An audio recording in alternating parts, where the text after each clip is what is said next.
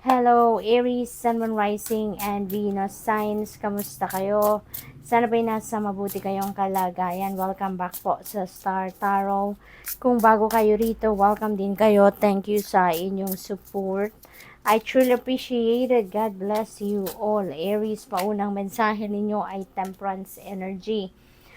This is about healing, no? Aries, maaaring healing ito ng physical ailments, kung meron nararamdaman ang iba sa inyo dito na physical ailments na maaaring nagpapagamot na kayo at ngayon siguro mararamdaman ninyo or magsisimula na kayong makaramdam ng pag-igi na ng inyong kalagayan, pag-improve na ng inyong mga nararamdaman, so that is really good, no? Possible din na ang iba sa inyo dito yung maghi-heal dito or maaayos na is siguro problema, no?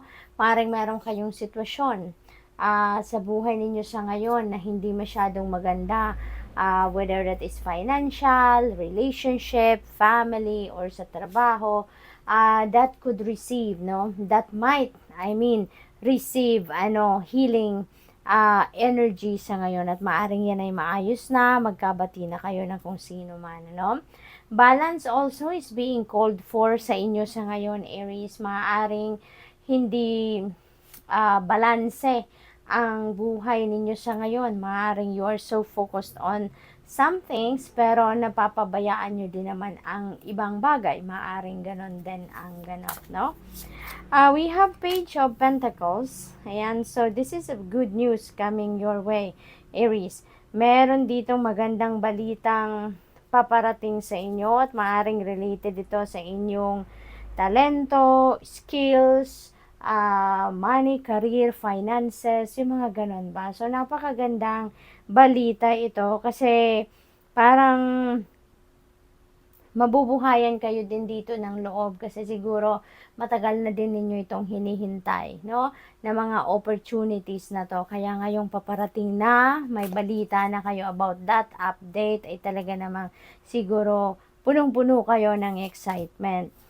We have 9 of Swords. Ayan. So, sigurong iba sa inyo dito nang gagaling, ano?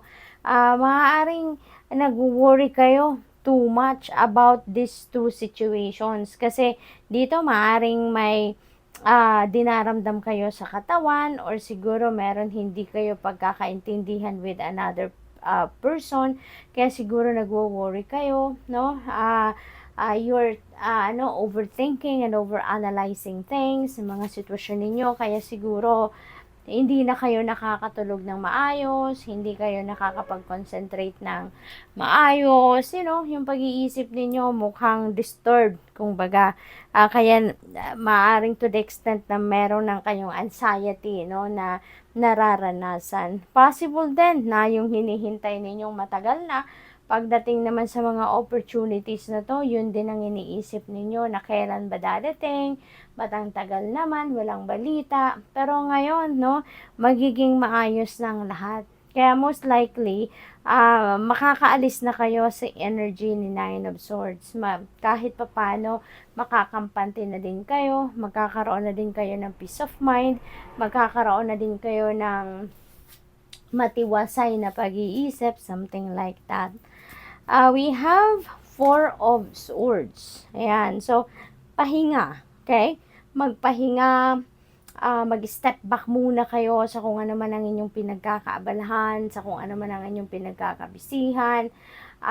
Atras muna kayo ng konti. Magpahinga muna kayo para nang sa gayon ay makapag-rejuvenate kayo, makapag-recuperate, at makapag-nilay-nilay din at the same time.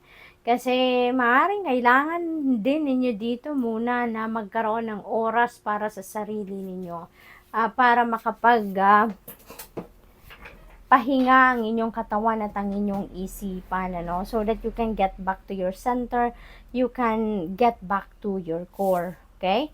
Kasi nga, 'di ba, nanggagaling kayo dito, so most likely napagod na kayo, napagod na yung katawan ninyo, napagod na yung isip ninyo, kaya kailangan ninyo na magpahinga. Okay? What else? We have Ace of Pentacles. This is beautiful energy. Ace is a new beginning energy. Kaya definitely meron kayong sisimulang bagong chapter sa buhay ninyo. At in this case, ano to? Maaring sa money, career, and finances ninyo. Maaring meron kayong bagong financial opportunities na dadating.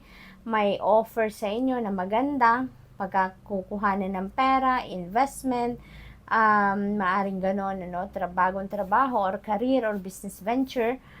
Possible din na yung mga opportunities na yan ay maghahatid sa inyo ng prosperity and abundance. Kasi si Ace of Pentacles is a very prosperous and abundant energy.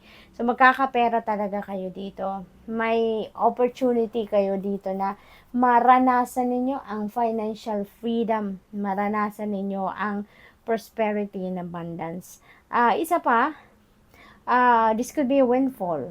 No, Aries, this could be a windfall. Maaring may dadating dito na pera na hindi ninyo inaasahan at maaring hindi galing sa pagsisikap ninyo, hindi galing sa trabaho, no? Kaya good luck to that. Pwedeng panalo 'yan, no? Maaring panalo ninyo 'yan sa panalo sa lottery or panalo sa STL, panalo sa ano tawag dito, sa yung raffle draw. Tagal kong naisip, no? Maaring ganon. So, good luck to you. What else for Aries? We have angel number 1001, spiritual awakening. So, siguro, ang iba sa inyo dito, merong spiritual awakening na pinagdadaanan, ano? Sabi din dito, no, one of the keywords, new beginnings. 'Di ba? Meron tayong new beginnings dito. So, parang, inano lang niya, kinonfirm lang, ano, na most likely meron talagang bagong simulang, you're going to embark on a new beginning, yung ganon. So, sabi dito, a new phase in the religious or spiritual quest. You're going through spiritual awakening, which can feel like the dark night of the soul. You're on the path to enlightenment, and this too shall pass. Ayan, so magkakaroon talaga kayo dito ng kalinawan sa inyong pag-iisip. So, which is really beautiful. Mayroon enlightenment, no? Kaya siguro makakaalis na kayo dito sa Nine of Swords energy because of the enlightenment. What else? We have angel number 0707, may compromise, no? Na magaganap dito. So, siguro, ang iba sa inyo, merong hindi pagkakaintindihan with another person. At ngayon, maaaring meron ng pagpapatawad, mas mamamayani sa puso ninyo yung empathy. Kaya, mas pipiliin ninyo na magkabati kayo.